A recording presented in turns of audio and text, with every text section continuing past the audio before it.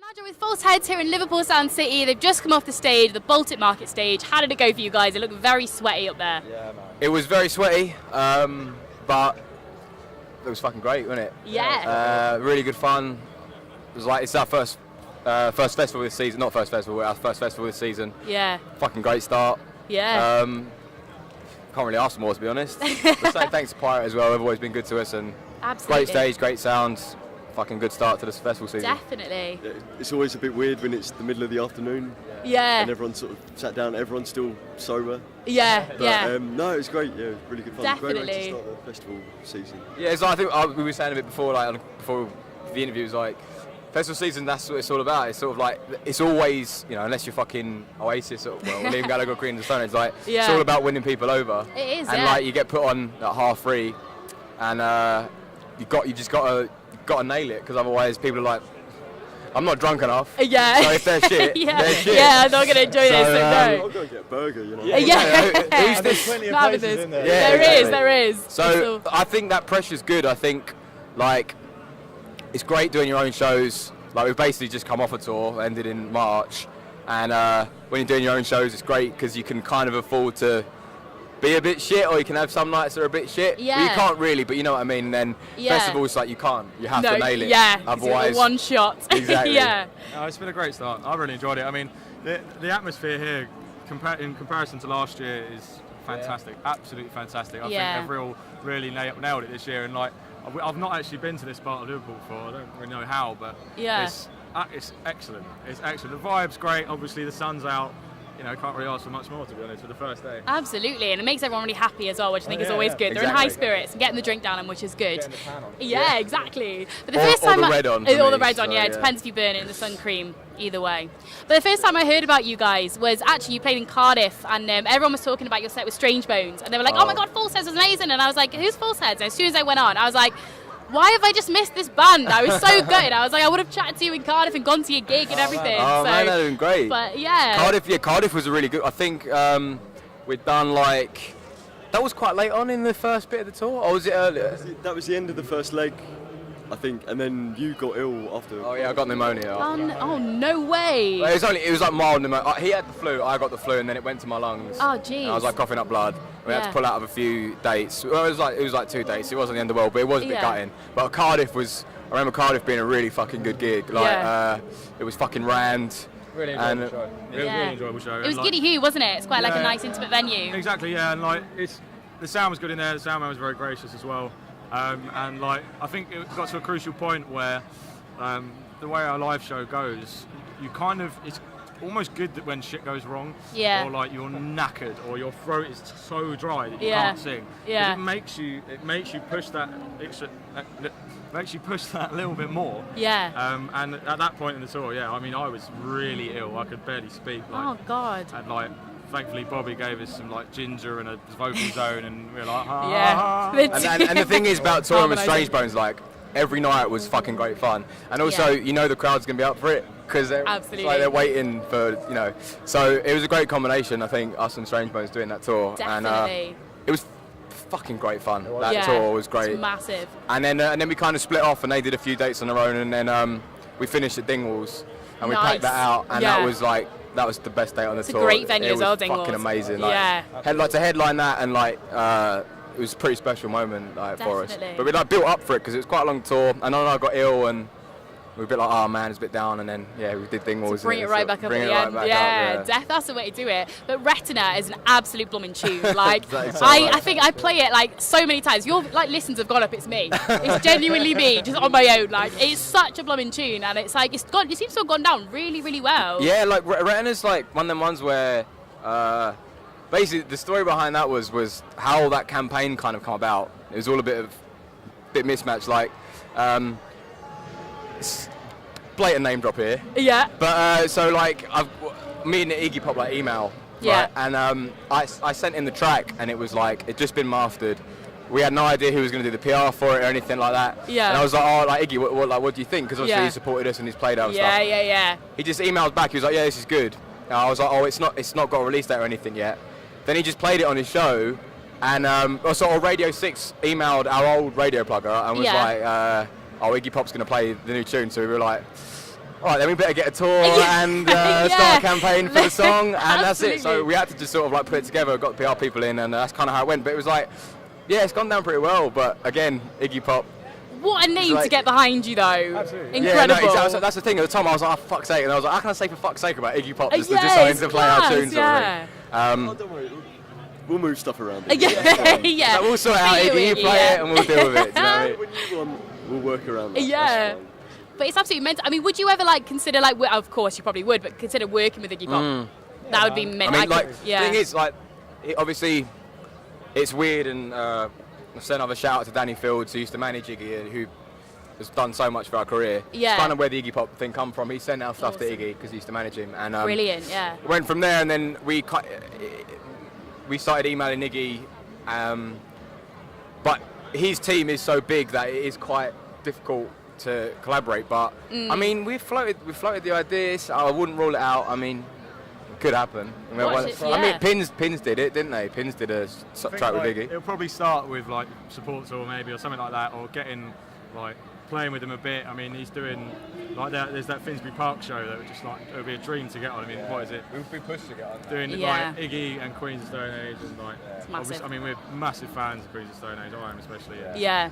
And Iggy was when I was first getting into music. It was like Nirvana, Bob Dylan, Radiohead, and then when I started getting into punk, I was like Raw Power. I was like Iggy Pop. Yes. And then getting Iggy Pop behind us, it was like fucking massive. It was. I still don't really. It doesn't really. I still can't really like. Doesn't really make sense still. Yeah. Because like Iggy Pop, and you've seen him on the Go Compare advert or whatever it was, and it's kind of like Iggy like has listened to our songs. Yeah. And not only did he listen to them, he fucking loved it, and is asking about more shit and playing our shit and saying our band name on the radio and on his show and like promoting it talking to us about insane. in interviews and stuff, and like. Well, first time he started playing us, he played like 2 songs back to back, and he was like, "It's my new favourite." It was just crazy, New favourite. But I mean, we are going to try and push for it. It's just there's a few little bits and bobs that we need to sort out in our team at the minute. We've just like had a change of management and stuff. So we are pushing. We are going to push for it to do something with him at some point. Anyway. So in like an ideal world, if you could like go on stage with Iggy Pop and play one of his songs with you guys, so you and Iggy, what song would you like to perform with him? The big question. That's hard, isn't it? That was what I should have told you before. Yeah, no, definitely. Oh man, Search and Destroy, probably. Yeah? We could do a good search and destroy. Yeah. I'd say that. Like, I think that kind of that tune, and cheers, man. Cheers, man.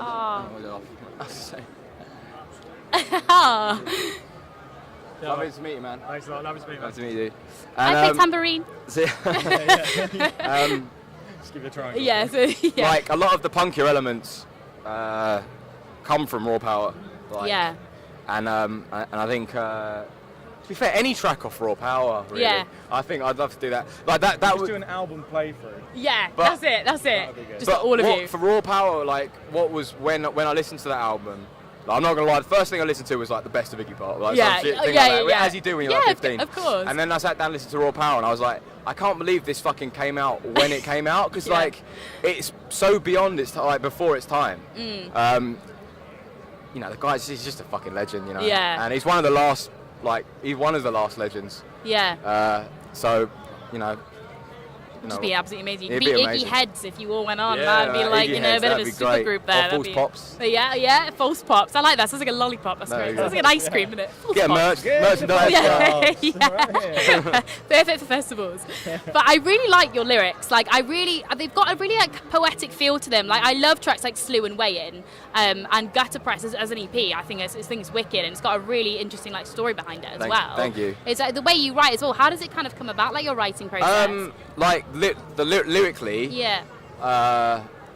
Like it's just kind of like the whole like spectrum of like emotion. I think Gutter Press, a lot of the stuff was about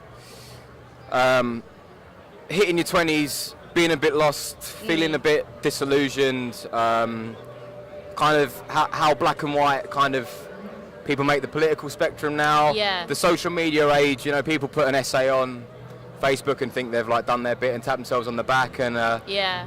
a lot of gutter press was like, I feel like being an individual and individualism sort of dying out. Everyone's so tribalistic and obsessed to be a part of each group on the right wing and the left wing, from my perspective. I mean, even though like I'm a staunch leftist, but like I feel the left has become quite like a cult a little bit, and the right wing has always sort of been like that. So that was kind of the idea behind it, and some of it's sort of just about feeling a bit lost and disillusioned, and there's quite a lot of sarcasm and tongue-in-cheek lyrics in there too, and there's some songs that have specific meanings behind them, and there's others that have a few other themes interweaved, and you know, like depression, happiness, you know, love, hate, that kind of thing, really. All the relatable stuff, and that's what I think is really nice about you guys. Like, but like gutter press, like there was quite a lot of themes on that about that kind of stuff, but I always try and do it so which didn't start as a conscious effort, to be honest, but it was like, because I thought the way that the political side of things is going, it's so black and white, that I wanted to write about politics and stuff in a way that isn't like, it's quite grey. You can't really tell but you kind of know what I'm singing about, but you kind of don't know what I'm singing about. I think that's the key, And my favourite lyrics have always been like that too, like, you know, Tom York. A lot of it's very it's sort of symbolism and imagery that paints a picture, and Kurt Cobain, Elliott Smith is probably my favourite lyricist of all time. But song-wise, normally, because he's going to jump in, I'll bring the bass of the song and then we'll build around it and change bits. But Barney's been doing a fair bit of writing lately as well, to be fair. Yeah, I mean, for me, like, I never have been a lyrics guy. I'm a born and bred musician. I can do music better than I can do English. So I will vouch for that. So it kind of like it worked. It like the balance works out really well, because the musical side of things is just like, it's got to be to a certain level and in a certain way to be satisfying and to be believable. I mean, the thing is, we wouldn't play the way that we do unless we believed in what we did. Absolutely. And you can't. And like it pulls out. It's like 110% every single show. We're playing to one person or 10,000. Like, it pulls out every single show. But that's just because we believe in the music that we do, and we're pretty cutthroat with it. And that's like it's a good way to be. And like the initial thing when I brought into the band was like, I'm gonna get fucking whipping, because we've got to get up to that standard. We've got to hurt as well. I mean, the whip wore out eventually. To get a new one, I just use my belt. But like, so you just got to get it to that standard, and it's good. Like, it's a lovely match that, like, you put all the work into the musical side of things, and it gets matched by the lyrics, and it kind of clicks together. David Brent. I think that's one thing I was really excited to see you guys, because you can hear the passion coming out on record. So I was like, you know, I really want to see what it's like live, and you can freaking see it. It's just insane. I think as well, a lot of the stuff for us is like, we come from kind of a weird place. We were all like born in East London, then we all kind of moved out to this place like Upminster, Romford, Hornchurch, and it's all very nice. All very, it's like classic kind of white middle class suburb, and but we all come from like a working class family, so I kind of feel like a lot of our music sort of feels quite isolated and angry, because I think that's kind of where we're from. I don't think that's a bad thing. Like, I don't really give a fuck if people, but like at the same time, I think we have quite a unique perspective, because we lived in quite a weird place. We went to quite a weird school. It was like a school that was trying to be a private school. Oh, really? Yeah, it was like you had to pass an exam to get in. So it's like a bizarre place. I think not a lot of people have that kind of. It's like I've said it before. It's kind of like coming from a really vibrant place in East London. Like, all of us came from varying places, but pretty much in the same tight spot. And going out into Essex, into like, push up into Essex, you get really beautiful landscapes and nice houses, but where we are, it's like being in a room with white walls, white ceiling, white floor. Nothing really goes on. Everyone's okay. Everyone's got high fences, so you can't really talk to your neighbours. You've got your nice house, it's hoovered, and it's all very nice, not really many pictures on the walls. And it's just like, and that's what you do. You go to fucking work, get the C2C into London, do your commute, come home and fuck off to bed. And like, I think, and your wife's there going like, what the fuck happened? What is this? Exactly, and I think like that. I hate that world. Like, it's horrible. I fucking hate that world. Like that kind of more brutal there than it was in East London. Yeah, because it's just like that's a lot of the, and that kind of relates into the whole thing about gutter press and social media. It's like that kind of like being okay with things being mediocre, and like coming out of uni and like just getting like some shit recruitment job, and like we're all fucking doing really shit jobs, like works in a pub and we're labouring, like not like doing some sob story, but like we're working and we're trying to do what we want to do. Absolutely, and, yeah. Like I'd rather do that though than fucking get some shit job in an office, like selling some shit job to someone over the phone. And a lot of where like we come from is so. I think that's the main thing I hate, and I think that's where a lot of the anger comes from. Is like I see it as a reflection in the entertainment industry, especially music now. That just like being mediocre is okay. Like I hate that. You know, and this is why, like, I think where we're at musically is we try and do the whole landscape. We're not gonna, you know, just be like really fucking heavy band this one, and like we try and write songs. Well, like we tried to put like when we put Said and Done on the Retina as the B-side, like that was. I mean, to be fair, it's pretty ripped off of like Elliott Smith, but oh shit, sorry, I drank a lot of that. Yeah, like I don't know, just like try and push yourself, and I think we do try and push ourselves, like in a performance and also on our music, and we try to do different things, and hopefully it pays off, you know. Yeah, definitely. And like I think it's good. It's rock and roll is there to be the sound of a generation, though, isn't it? That's what rock and roll is for. Yeah. If you use it on the right platform. Yeah, it still is. Like the thing I find very strange is how, like, for thousands of years there was like musical instruments, and they've developed like in this last bit since like 40s, 50s sort of thing. It's developed into this kind of rock music, and I'm kind of surprised that it's still going. But at the same time, like people love it and it resonates with them, and so why not? You know, sort of fly the flag. He's trying to get originality is the other thing. But like, well, I think rock and roll is like the thing about rock and roll, and actually I will say, some hip hop and grime, you get that kind of energy. It's like something like Skepta, or like my favourite example is I kind of grew up on him was like early Eminem. Yes, yeah. That fucking fucked up, rebellious. I don't give a fuck. Yeah. I mean, look. You know, Eminem said some fucked up shit and did some fucked up shit, but like, I think we missed that in a pop star. Yeah. Like, he didn't give a fuck what people thought of him. Yeah. And you get that in a bit of grime, and I feel like everyone keeps saying rock and roll is dead. I don't think it is. There's bands out there that are still flying that flag, don't give a fuck, and do what they want to do and don't compromise. What do you mean, though? Look at this fucking place. Look at the festivals every single year. And like, I mean, this feeling have done a great job as well. Like of just pushing that. It's like guitar music is it's not even an argument. I don't even like you've said it, but just ignore it. It's kind of like I've kind of felt that when Trump was going to like he put himself up for election. I was like, look, the less people talk about this, the better. Because if you keep talking about it, it's going to fucking happen. Yeah. So the less people say guitar music's dead. I mean, it's not dead. No, it's Look at not. it. I just played a gig and they were using guitars. Yeah. So there's exactly. proof I agree with enough. you. Do you know what I mean? Completely agree with you on that front. But that's it. Well, you keep going, guys, because I think you are like one of my favourite bands at the moment, and so I am much. following you a lot. So what else have you got coming up this year? What's the plans for Falseheads? Basically, we've got festival season, and then we're going to go straight on tour pretty much. So amazing. We're going to announce a tour next week. I imagine this will probably, or it's already out. It depends on how it's we'll edited see how or when it it comes out. So yeah, we find the tour link. Yeah. So editing. We're doing festival season, and then early September we pretty much head straight out. I think the date is 19 or 20 dates, something like that. Fantastic. Starts in Dublin and ends in Germany, I think. So super exciting. That's going to yeah. be meant. European audiences as well. That's going to be class. Yeah. So we did Paris and Belgium. They were fucking amazing. Like in Belgium.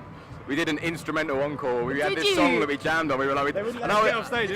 Literally, we finished, and then I'm like, yeah, one more song. So okay, all right, one more song. No, one more song. Let's go. One more. Oh fuck. Well, guys. And I was like, look, I don't have any vocals. I was just like, yeah. This will do. So we did it, but could have said anything. Yeah. The chicken's in the washing machine. Yeah. But so that's what we're doing, and so we're doing that, and we've recorded a load of new materials with our genius producer Johnny Hux.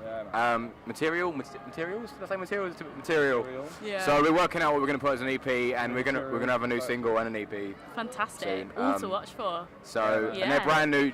Well, I think they're all 6 of them are brand new. So we've recorded like 8 demos. We're just working out what's got an We've got EP. some sick new merch coming as well. Ooh, so much new stuff. It's good. I'm excited. Watch this space. We've been held back for about a year, so now we're really pushing through. That's the way to do it.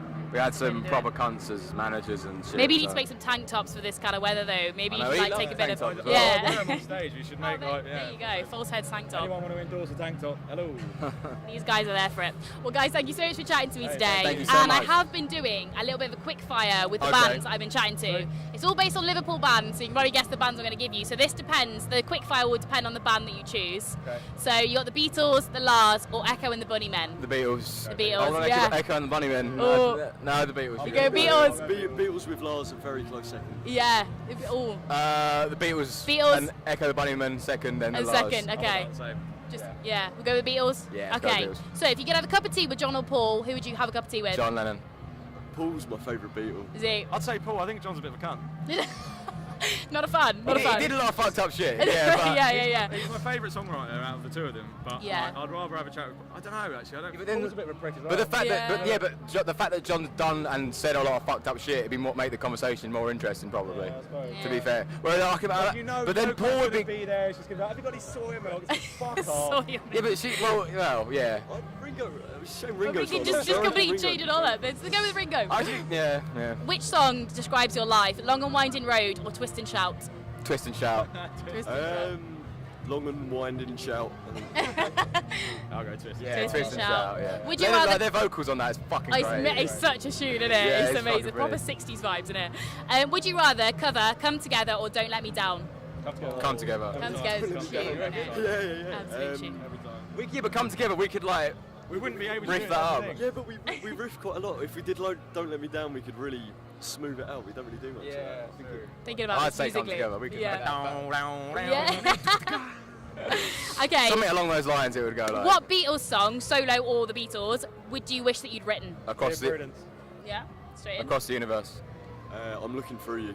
Perfect. These were quick fire, that's good. And finally, if you could go back and record one of your songs in the 60s, but in a Beatles style, what song of yours would you choose to record? Fuck, that's a great question. Yeah, comfort consumption. Yeah, that's There's a good some shout. there is this other side of the band where it's really soft and melancholic and sad. And, we It's hard to do it tend live. not to play that Yeah. live because if you've just done Makes like you sad. fucking big riffs in 100 billion miles an hour and it's Yeah. like, like that's not gonna work. Yeah. Or That would be what the was one. other epic one that we had? There was Comfort. Nothing in there. Oh, whatever you please would be sick. That's a new one though. Oh. Old ones. There was another one that was kind of like Comfort. Something in, not Suck It and See, obviously, but See. Nothing in there. Oh, Best Not Miss. Yeah.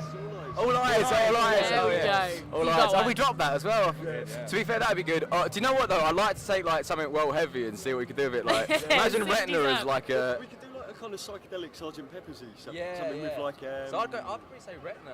Retina would be cool. I think Retina would be sick in Retina, a you're Beatles. gonna go with right? Retina. The new one. Yeah. We might do it. We might do it. It might happen. If it gets funded, we'll do yeah. it. Give us 60s money, version. we'll record Yeah. Retina. Well, guys, thank you so much for chatting to me Yeah. today. And amazing set. And I'm really excited to follow Thank you you so doing much this for year. having It's us. gonna be Thank you massive. very Thank much. you very much. Cheers.